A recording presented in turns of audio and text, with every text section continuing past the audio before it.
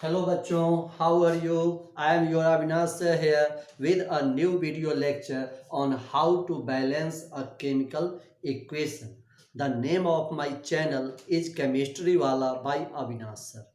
आज हम लोग केमिकल इक्वेशंस को बैलेंस करने के अच्छे टेक्निक देखेंगे, एक न्यू मेथड देखेंगे। ऐसे तो केमिकल इक्वेशन को बैलेंस करने के कई मेथड्स हैं। हीट एंड ट्रायल मेथड है, आयन इलेक्ट्रॉन मेथड है, ऑक्सीडेशन नंबर मेथड है, और आज हम लोग सीखेंगे ये न्यू मेथड। यह एक बिल्कुल ही परफेक्ट मेथड है। इस मेथड से आप किसी भी केमिकल इक्वेशन को यूं बैलेंस कर सकते हैं और इससे संबंधित टेंशन छोड़ दीजिए। अब देखते हैं इन इक्वेशंस को बैलेंस करेंगे। एक चीज हम जानना चाहेंगे, केमिकल इक्वेशंस को बैलेंस करना क्यों जरूरी होता है। तो देखो भाई, सबसे पहले तो बैलेंस नहीं करोगे तो आपके अंक कट जाएंगे। Your marks will be deducted in the examination if you do not balance a chemical equation. दूसरी बात कि केमिकल कैलकुलेशंस पर बेस्ड, केमिकल इक्वेशंस पर बेस्ड कोई भी कैलकुलेशन आप नहीं कर पाएंगे यदि इक्वेशन बैलेंस नहीं होगा तो। अर्थात केमिकल इक्वेशन को हम बैलेंस करना इसलिए सीखते हैं ताकि कोई भी केमिकल रिएक्शन में जो कैलकुलेशन करना होता है वो कैलकुलेशन इजी हो जाए।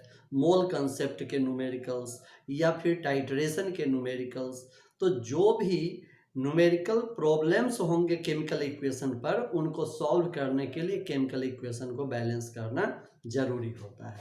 तो आज हम लोग सीखेंगे ये न्यू मेथड। इस न्यू मेथड में आपको ध्यान में रखना है कि सबसे पहले किसी केमिकल इक्वेशन में जो मेटल आएगा उस मेटल को बैलेंस करेंगे। अगर कहीं एक से अधिक मेटल आएंगे तो पहले दोनों ही मेटल्स को बैलेंस कर लेंगे, फिर उसके बाद ऑर्डर आएगा नन मेटल का।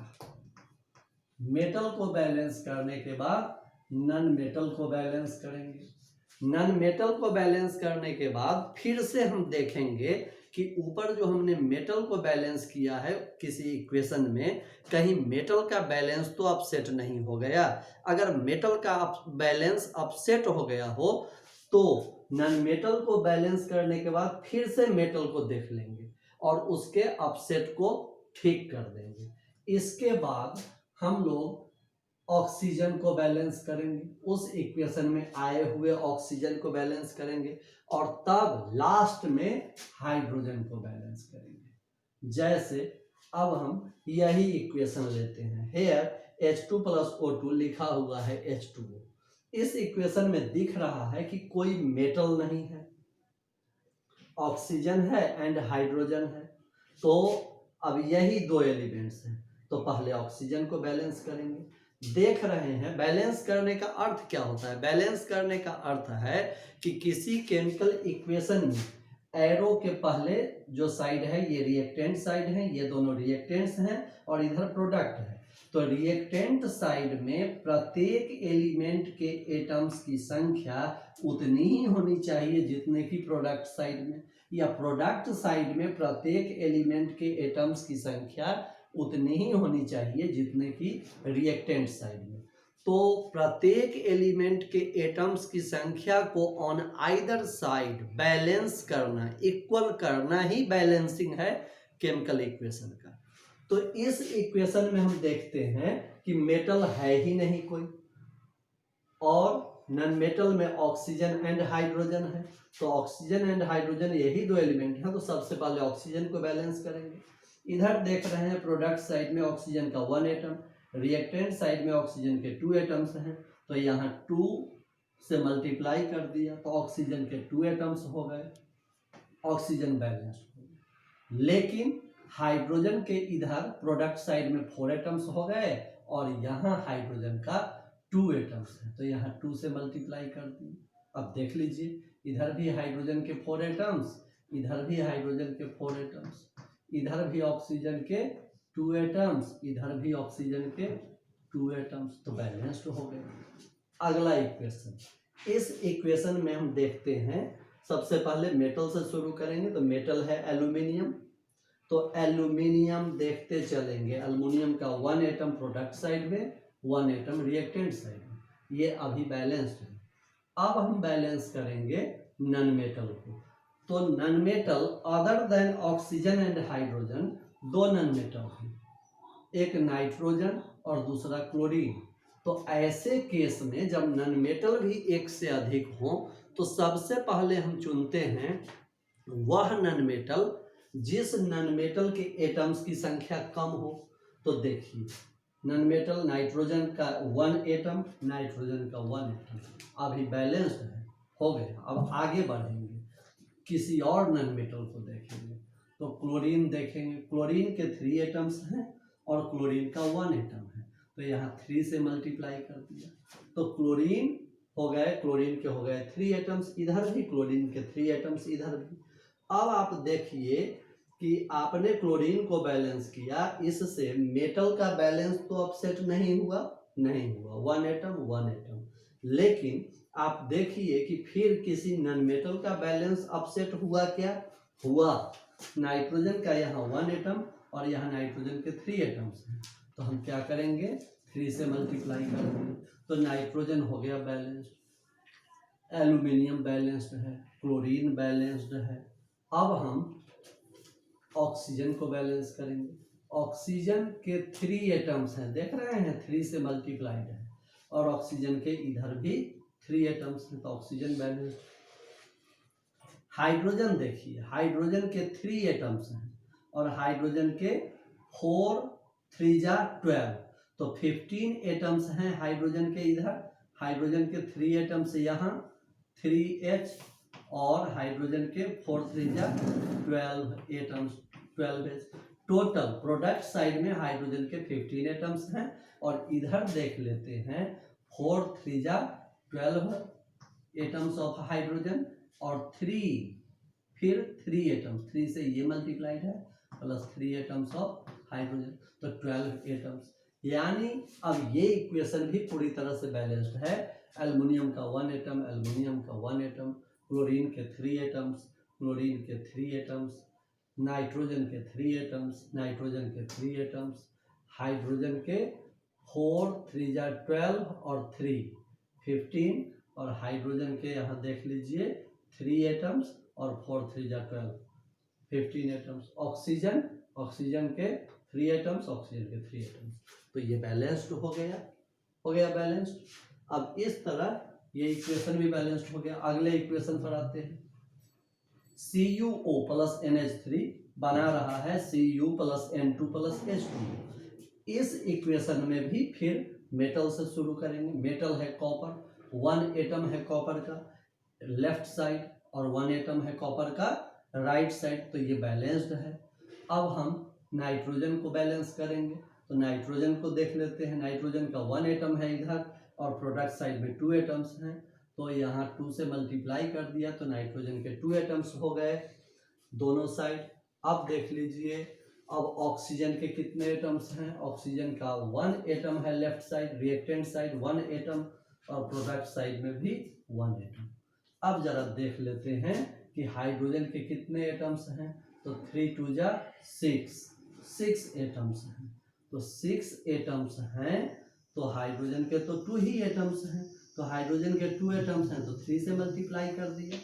अब हाइड्रोजन को जैसे ही हमने बैलेंस किया वैसे ही ऑक्सीजन का बैलेंस अपसेट हो गया।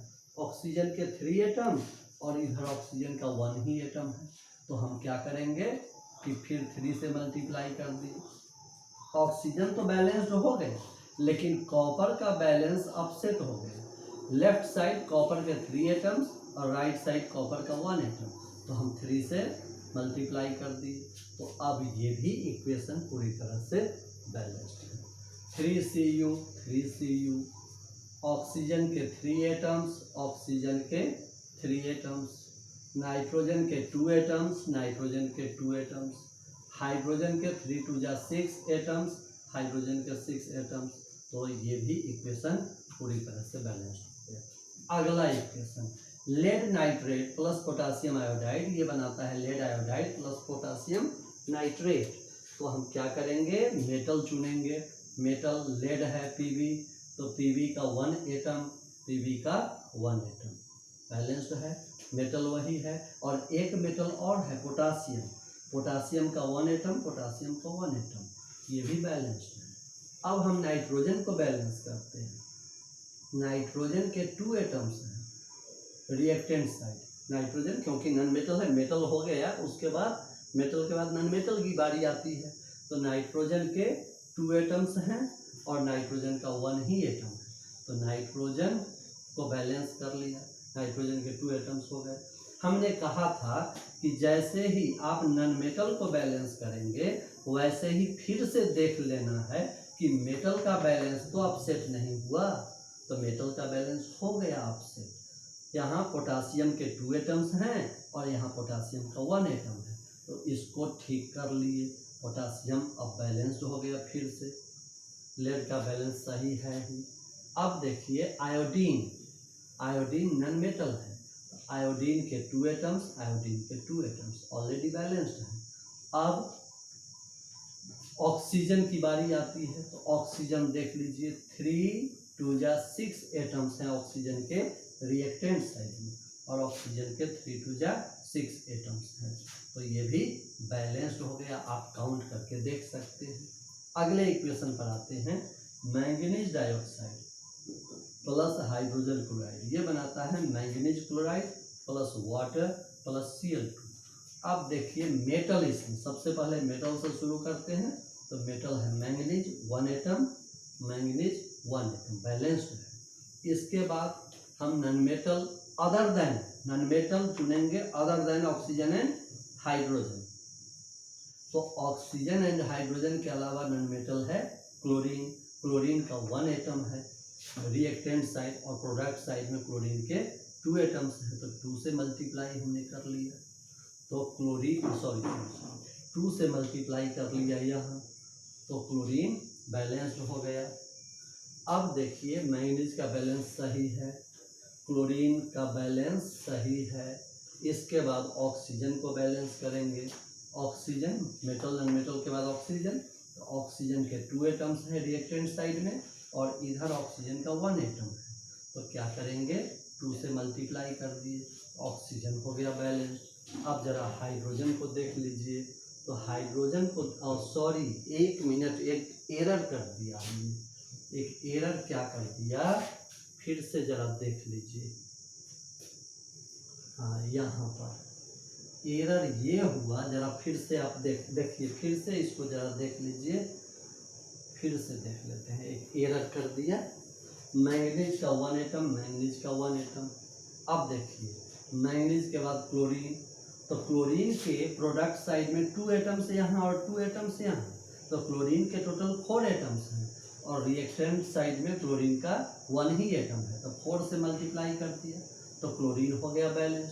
इसके बाद अब ऑक्सीजन को बैलेंस करेंगे, ऑक्सीजन के 2 एटम्स हैं, ऑक्सीजन का 1 एटम है, तो 2 से मल्टीप्लाई कर दिया, ऑक्सीजन हो गया बैलेंस्ड 2 और 2।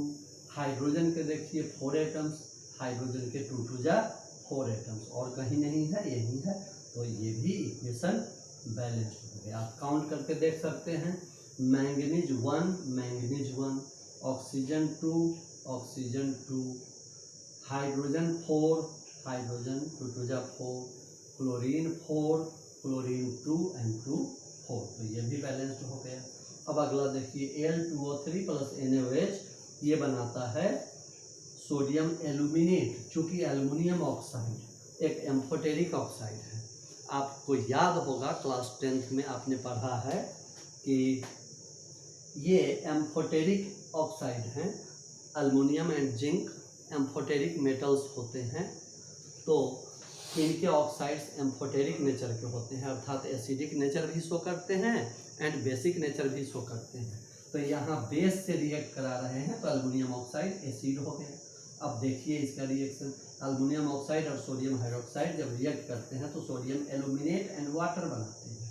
जरा मेटल पहले चुनिए, तो मेटल चुनते हैं तो Na1 Na1, एल्युमिनियम के 2 एटम्स, एल्युमिनियम का 1 एटम है, तो आप 2 से मल्टीप्लाई कर देंगे, तो 2 से मल्टीप्लाई कर दिए तो एल्युमिनियम तो बैलेंस हो गया, लेकिन सोडियम का बैलेंस अपसेट हो गया, इधर 2 एटम्स और इधर 1 एटम, तो यहाँ आप 2 से मल्टीप्लाई कर दीजिए, तो सोडियम भी अब बैलेंस्ड, एल्युमिनियम भी बैलेंस्ड, अर्थात मेटल्स बैलेंस्ड हो गए।